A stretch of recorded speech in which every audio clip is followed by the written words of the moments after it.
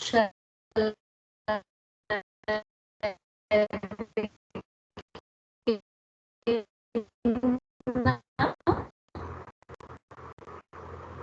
a open? Do you have you? Because of you all know Anisha Sharma and Shaurya is here, and still people are joining. So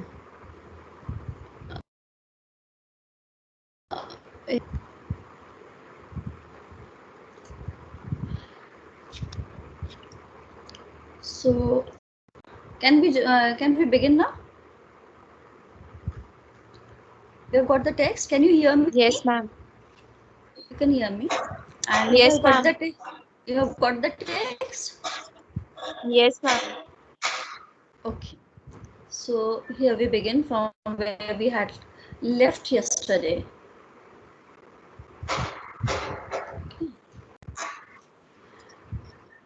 So we are being told that she hasn't spent the money that she had been taking from her husband on herself.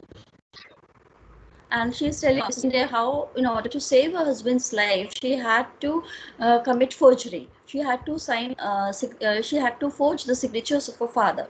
Right. After that, here we begin. Now, Mrs. Lindy is saying, Nora, we come to the dialogue of Nora. She says, of course. Besides, I was the only besides, I was the one responsible for it. Whenever Tawar has given me money for new dresses and such things, I have never spent more than half of it. I have always bought the simplest and the cheapest things, thank heaven. Any clothes look well. She's happy with her own looks, and she says that she's happy and that she didn't have to spend all the money on the clothes that for the clothes that her husband had given him, and it is like she has been purchasing the clothes only for half of the amount that was given by the husband, and the rest was saved for the installments. Okay, the tower has never noticed, but it was often very hard on Christine because it is delightful to be really well dressed, isn't it? Quite so. Well, then I have found other ways of earning money. Last winter, I was lucky enough to get a lot of copying to do. So I locked myself up and sat writing every evening until quite late at night. Many a time I was desperately all the same, it was tremendous pleasure to sit there working and earning money. It was like, see the dialogue, earning money. It was like being a man. That itself suggests how the term man, the term used for one gender, has come to mean that this is the power. Okay, so if you are empowered, if you are economically independent, you feel like you are like a man. Okay, so how much? Someone wanted to say something? I thought someone had some doubt. Okay, how much have you been able to pay off in that way? I can't tell you exactly. You see, it's very difficult to keep an account of the business matter of that kind. I only know that I have paid every penny that I could scrape together. Many a time it was at my wit's end. That means all installments are now done with. Okay, she has already paid. Then I used to sit there and imagine a rich old gentleman had fallen in love with me. What? Who was it? Be quiet. That he has died. And that when his will was opened, it contained, written in big letters, the instruction the lovely Mrs. Nora Helmer is to have all I possess paid over to her at once in cash. But my dear Nora, her eyes widens, but my dear Nora, who could the man be? Good gracious, can't you understand? There was no old gentleman at all. It was only something that I used to sit here and imagine when I couldn't think of any way of procuring money. But it's all the same now. The tiresome old person can stay where he is, as far as I'm concerned. I don't care about him and his will either, but I'm free from care now. My goodness, it's delightful to think of Christine free from care, to be able to be free from care, quite free from care, to be able to play and romp with children, and to be able to keep the house beautifully and have everything just as our likes it. See how she has centered her life around the happiness and satisfaction and comfort of her husband. If the husband likes something, she is happy. That is the only happiness for her. Right? And think of it. Soon the spring will come and the big blue sky. Perhaps we shall be able to take a little trip. Perhaps I shall see the sea again. Oh, it's a wonderful thing to be alive and be happy. A bell is heard in the hall. Mrs. Linde, there is the bell. Perhaps I had better go. You have some guests, so I should leave. No, don't go. No one will come in here. It is sure to be for Tawa. Any person who has come here comes to meet the world. I have got no social circle. I have got no means of income. My life is only dedicated to my husband. I just see that my husband is happy. If my husband is happy, then I am happy. My entire goal of life is to make life comfortable for my husband. That is what a woman is, a married woman is at her in a domestic sphere. And if she steps out of this domestic sphere, and if she earns money, then she feels like she is a man. This is how the play comes in the category of being a feminist play. Got it? Yes, ma'am. I need someone to say that. There's no doubt and you have Yes, understood ma'am. it. Yes, ma'am. Yes, ma'am. Okay, let's go further. There's a bell. Perhaps I had better to go. Okay, servant is opening the door. And excuse me, ma'am, there's a gentleman to see the master and the doctor is with him. Who is it? She's asking the servant, but the man who has come, the guest who has come, is already inside. So he says, "It is I, Mrs. Helmer." Mrs. Lydia starts, trembles, and turns to the window. She wants that she should escape from this room. That means she knows who Croxted is. Nora takes a step towards him and speaks in a strained, low voice. Her entire enthusiasm has drained away now. "You? What is it? What do you want to see my husband about? Why do you want to meet my husband?" "Bank business in a way. I have a small post in the bank and I hear your husband is to be our chief now." "Then it is nothing but dry business matters, Mrs. Helmer. The reason that why he wants to meet her husband. Be so as to go into the study then." Ma'am, your Yes? voice is not coming clearly. Ma'am, your voice is not clear. Okay. Just tell me that, is it now clear? Yes, Is it ma'am. clear now? Yes, ma'am.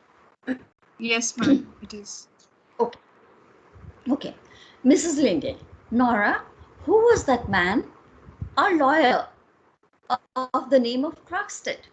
"Then it really was he. Do you know the man?" "I used to, many years ago. At one time, he was a solicitor's clerk in our town." "Yes, he was. He's greatly altered. He made a very happy man now, isn't he? With several there, it's burning up. That means he is in difficult position now. They say he carries on various kinds of business." "Really? Perhaps he does. I don't know anything about it, but don't let's think about business. It's so tiresome." Dr. Rank. He was there with Helmer. Now he's coming out and he's speaking to Helmer. "No, my dear fellow, I won't disturb you. I would rather go into your wife for a little while." And then he sees Mrs. Linde. "So I beg your pardon. I'm afraid I'm disturbing you too." "No, not at all. Dr. Rank, Mrs. Linde." She's introducing both persons to each other. "Rank, I have often heard Linde's name mentioned here. I think I passed you on the stairs when I arrived, Mrs. Linde." "Yes, I go up very slowly. I can't manage stairs well." "Ah, some slight internal weakness?" "No, the facts is that I have been overworking myself. Nothing more than that. Then I suppose you have come to town to amuse yourself with our entertainments. I have come to look for work. Is that a good cure for overwork? If you're overworked, then you should take rest perhaps.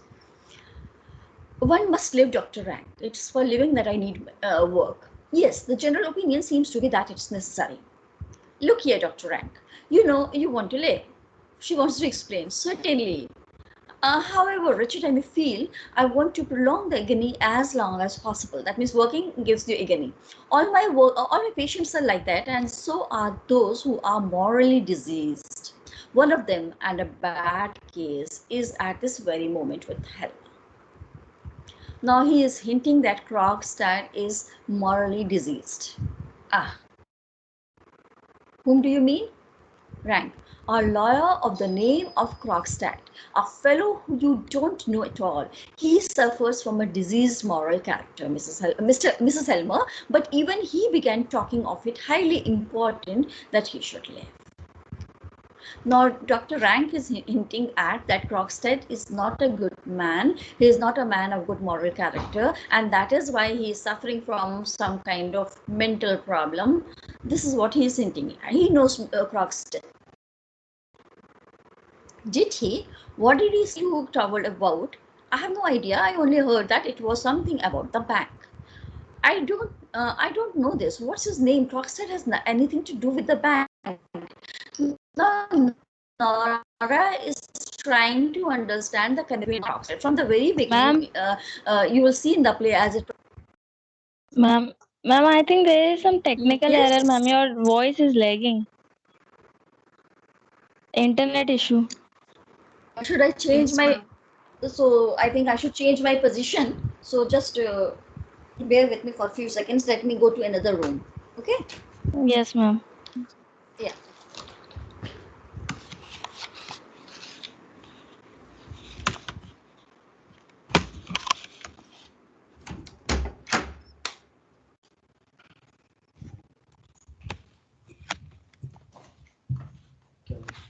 वो सुनाई नहीं दे रहा है. Hello? Yes, ma'am. Hello? Yes, Is it Yes, clear ma'am. now? Can we continue here? Yes, ma'am. Okay. Yes, ma'am. Okay, just give me a second.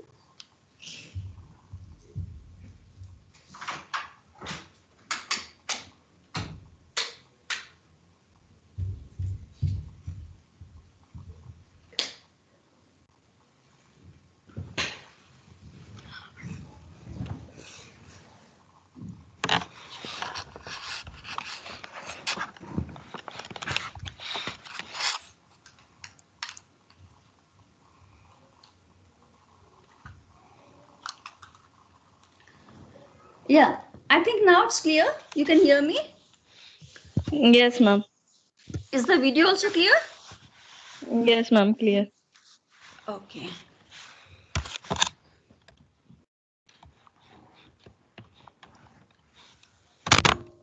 Just a few seconds more. That's all I need.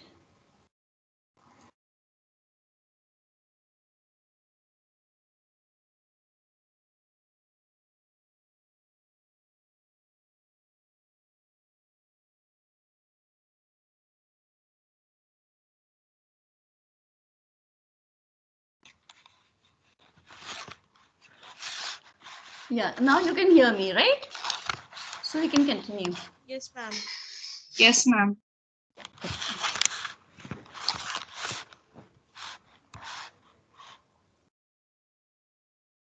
Yeah. So what we were discussing is that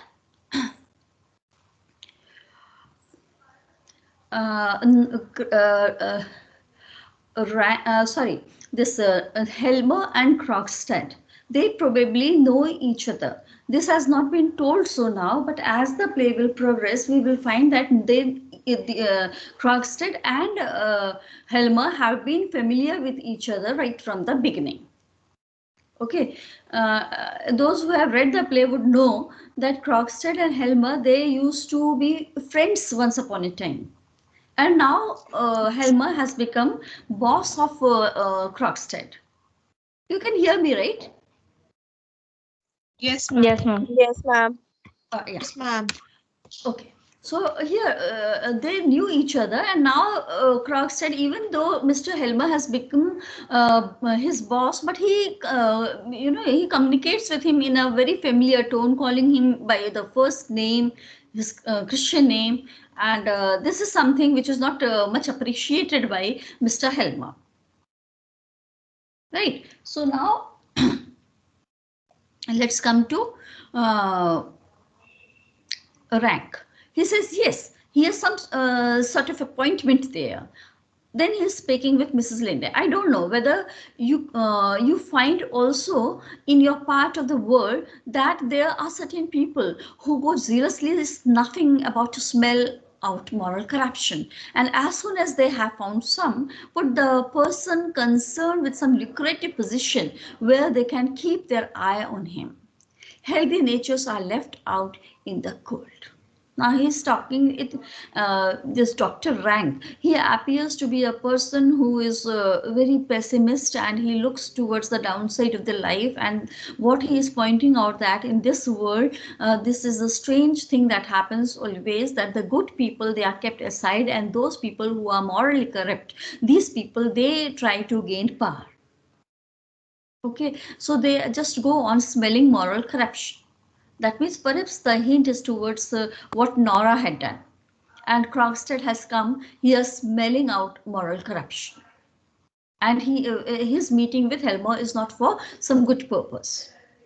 Still, I think the sick are those who most need taking care of. If a person is dependent on someone, that means he's a sick person. He's shrugging, Dr. Rank. Yes. Ma'am, what is the meaning of, he says now that as soon as they found some, Dr. Rank says, as soon as they found some, put the person concerned into some lucrative position where they can keep their eye on him. Is he referring to someone? What does this mean? Yes, this will come. How? Because Krogstad's coming here is for the purpose of blackmailing Nora. This we'll see what is the situation, but in the play what we know today at present in this situation is that Dr. Rank has just come out of the study room of Helma, and here Krogstad has entered, and from that few seconds that he has met Krogstad, he can make out that the purpose of visit of Krogstad is not a good one. He has come here snuffing about to smell out moral corruption. Some kind of moral corruption is taking place inside. This is what he is trying to convey, Nora. Why, how, who is in the lucrative position? This is not what he has revealed till now. Yes. Ma'am, what does this line means? Healthy natures are left out in the cold. Healthy natures are left out in cold. Those people who have good nature, who think positive in life, who are optimists, they are left out in cold. They are left out to suffer. They are not comforted. Okay. And those people who do not have a good nature and who go for moral corruption, such people, they are put in the position where you can keep an eye on them. Okay, ma'am. Right, they will see that where they are, there's a that means whole nexus that is formed is of corruption. Okay, ma'am. So basically, good people don't go in powerful positions. Bad people and morally corrupt people get powerful positions. Yes, good people suffer. Healthy natures suffer. And so ma'am, if Dr. Rank, sorry ma'am, yes, if Dr. Rank is referring to the moral corruption that Nora has done, and because of which Krogstad will come, and what will happen? But Dr. Rank doesn't know about it. He could just sense that the purpose of visit of Krogstad is not something good. Good. Okay. This is what he is just trying to report to Nora. Okay, ma'am. So he feels that way. He doesn't. He has got that sense. No one. Nora herself said that no one knows about this except Krogstad and Nora, and now Mrs. Linde is the one. Okay. Yes. Okay. Yes, there you are. That is the sentiment that is turning society into sick house. Society has now become a sick house. That means Dr. Rank, as I told you, is a pessimist person. He sees always at the dark side of the life, and then what he feels is that the whole society is now turning into sick house. That is his own lookout. Okay, Nora, who has been absorbed in her thoughts, breaks out into smothered laughter and claps her hands. She is becoming nervous because she sees that if Dr. Rang is speaking in this manner, then that means that something not so good is happening inside. Perhaps Krogstad is,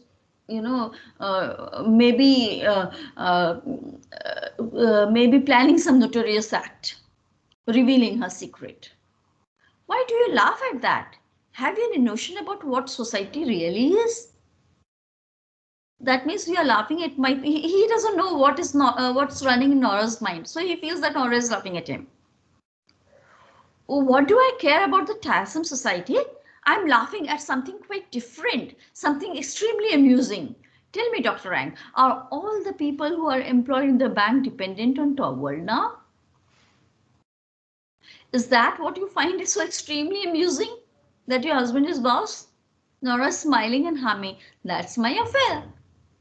Then walking about in the room. It is perfectly glorious to think that Torvald has so much power over so many people. Takes the packet from her pocket. Dr. Rank, what do you say? What do you say to a macaroon? What macaroons? I thought they are forbidden here. Yes, but these are some Christian gave me some eatable sweets. What? Now Nora says that haven't. She hasn't given anything, but Nora is just trying to distract Dr. Rank from the actual thing. Okay. So, well, why can't you say it? It's something I should dearly love to say if Torvald could hear me. Then why can't you say it? No, I didn't. It's so shocking. Shocking? Well, I should not advise you to say it. Still, with us you might. What is it you would so much like to say if Torvald could hear you? I should just love to say, well, I'm damned. Are you mad? Nora dear, say it. Here he is. Now Helmer has come out. Hush, hush. Helmer comes out of his room with his coat over his arm and his hat in the hand. That means he's going out. Well, dear Torvald, have you got rid of him? Is Krogstad gone? Yes, he has just gone. Let me introduce you. This is Christine who has come to town. Christine, excuse me, but I don't know. He doesn't know Nora's friend. Mrs. Linde, dear Christine Linde. Now, she is introducing. Of course, a school friend of my wife's, I presume. Yes, we have known each other since then. And just think, she has taken a long journey in order to see you. Now Nora wants to tell the purpose. What do you mean? No, really, now she is finding herself in awkward position. Nora, Christine is tremendously clever at bookkeeping, and bookkeeping means accounting, and she is frightfully anxious to work under some clever man so as to perfect herself. See how much she has to just please Helmer to get her work done. She's saying that you are a clever man, and so she has come to you. Very sensible, Mrs. Linde.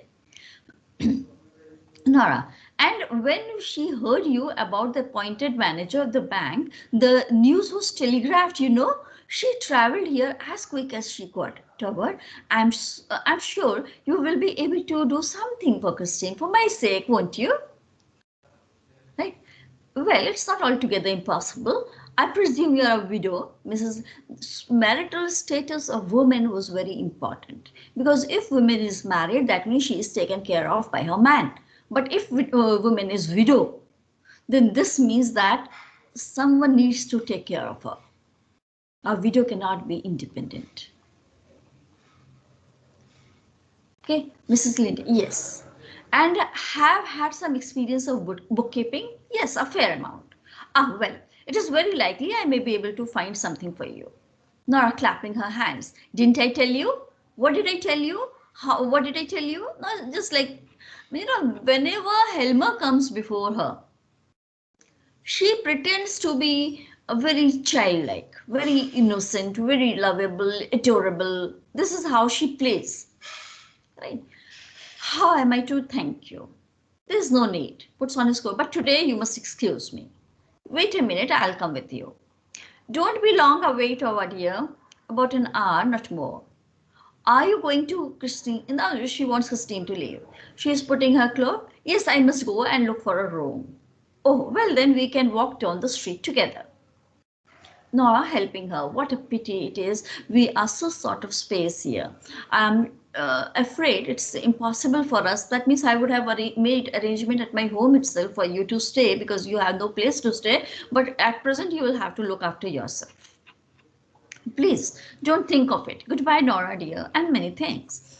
Goodbye for the present, of course. You will come back this evening, and you too, Dr. Rank. What do you say? If you're well enough. Oh, you must be. Wrap yourself up well. She knows that Dr. Rank is not well. He actually, as the play progresses, we will find that Dr. Rank is suffering from a disease and he is about to die. Okay, and that is why perhaps he sees all the dark aspects of life. Now Nora is listening her children's voices. So there they are, there they are. She runs to open the door. The nurse comes in with the children. Come in, and she's kissing her children. Oh, you sweet blessings. Look at them, Christine. Aren't they darlings? Don't let us stand here in the draught. Give us way, let us go. Come along, Mrs. Linde. The place will only be bearable for a mother now. Only mother can look after these children. These children are so naughty. So leave the mother and children. This is what he says. Then Rank, Helmer, Mrs. Linde, they all go downstairs. Nurse comes forward with the children. Nora shuts the hall door. They are in. How fresh and well you look. Such red cheeks like apples and roses. So she loves her children this much. Have you had great fun? That's splendid. What? You pulled both Amy and Bob along on the sledge, both at once. That was good. You are a clever boy, Eva. Let me take her for a little, Annie. My sweet little baby doll takes the baby from the maid. She's such a small child and dances it up and down. Yes, mother will dance with Bob. To what? Have you been snowballing? I wish I had been there too. No, I'll take these things out. Now she is just busy with her home affairs, playing with her children. And this shows that she is such a good mother and she pays attention to her children. Okay, then again, she's asking that dog ran after her and all these things are happening. But while all these things are happening, Krogstad comes again. Here, again, the things get serious. Okay, excuse me, Mrs. Selma.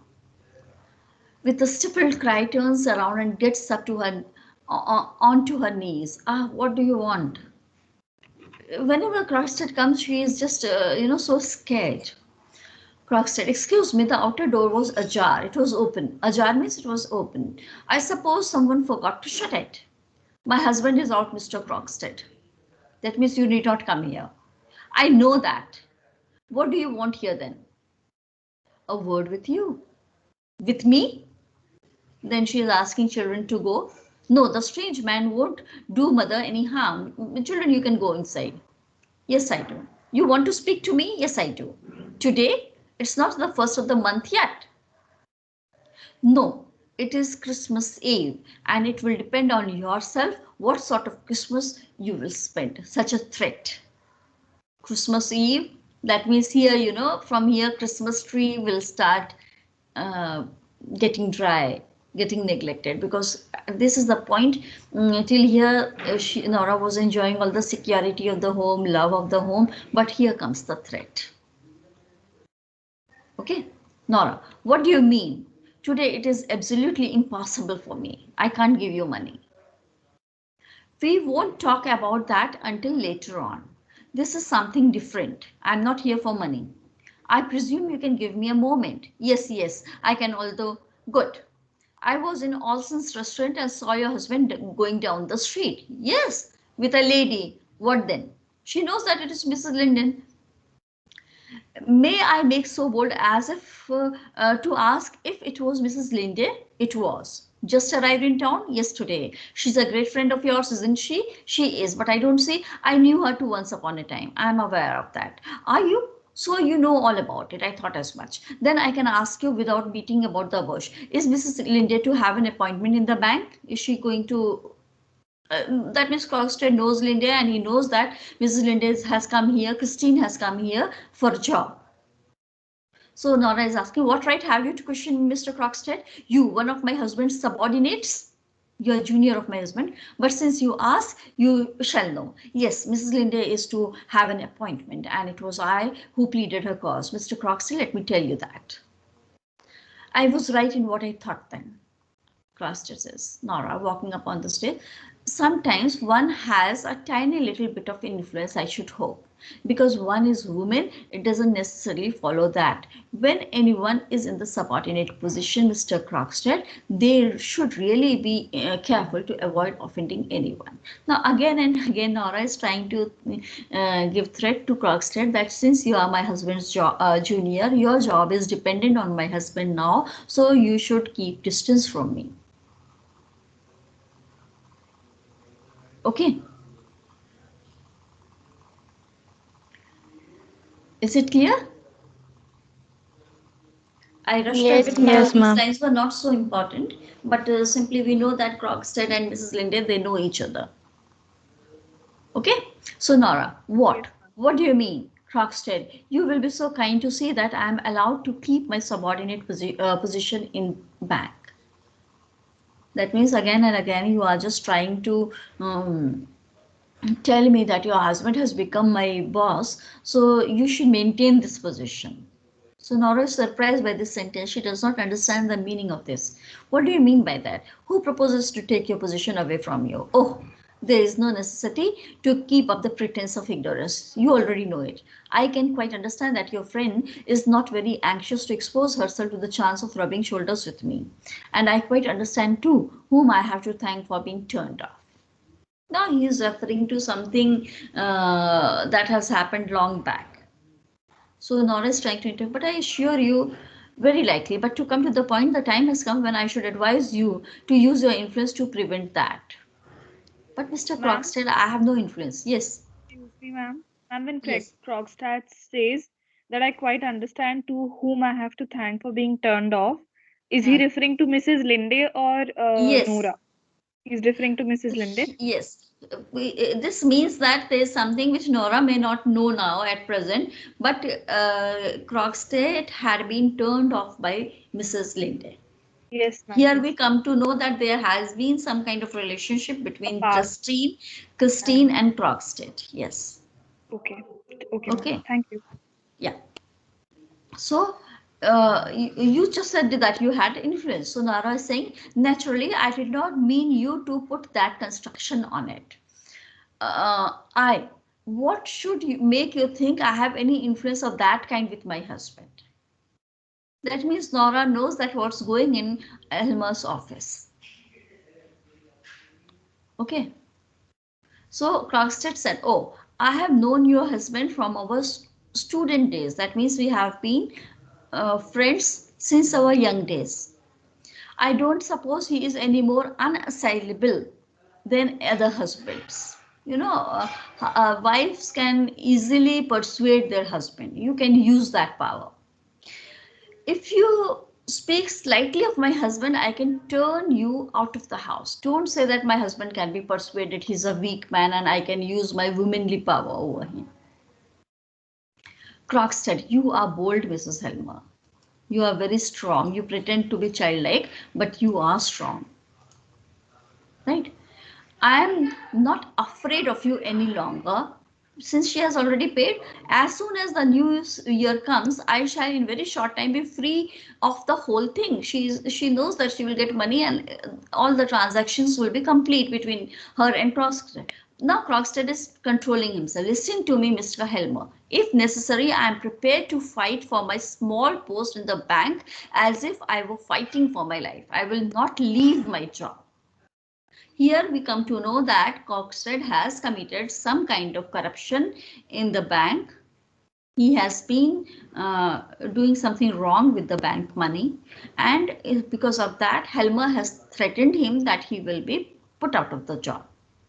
And Nora knows this. So it seems, Krogstad, it is not only for the sake of the money, till here too we will do today. So it is not only for the sake of money, instead that weighs least with me in the matter, there is another reason. Well, I may as well tell you.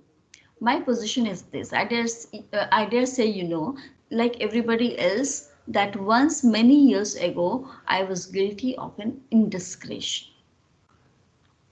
I think I have heard something of the kind, Crockstead. The matter never came into the court, but every way seemed to be closed to me after that. So I took to the business that you know of. I had to do something, and honestly, I don't think I have been one of the worst. But now I must cut myself free from that. My sons are growing up, and for their sake, I must try and win back as much respect as I can in the town. He doesn't have good history in the town. He doesn't have good reputation. But now since children are growing up, he needs good reputation. So this post in the bank was like the first step up for me. I have done something wrong in the life. Because of that, I lost my reputation. But this bank here, I got a small job and I have been doing this job. So I cannot leave this job. So, and now your husband is going to kick me downstairs again into the mud. Okay, so till here we are doing today. So there are many things that may not be clear to you at this present moment. But as we go further, Nora and other characters' lives, they are going to be revealed to you, and then we would understand the things that why if someone is saying something at this stage, why is that person? Because there's references that is going to come back as we proceed further in the play. Any questions? No, ma'am, not yet. Not yet. Okay, so again tomorrow we would be having class, right? And I'll try to complete this play as soon as I can, maybe before 20th of December, because after that, you know, there may be some holidays, and I don't know what about your CC and all.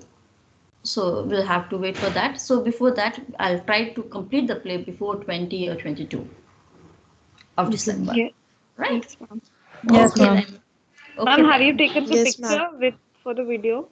of No, the- no, I haven't. I never take, because I depend on you all. So, because I joined late, so has anyone else taken it? Has anyone else taken the photo of We can everyone's switch video? on the videos. So please switch Yeah. on the videos, and we have one more picture. एक second में video on कर रही हूँ.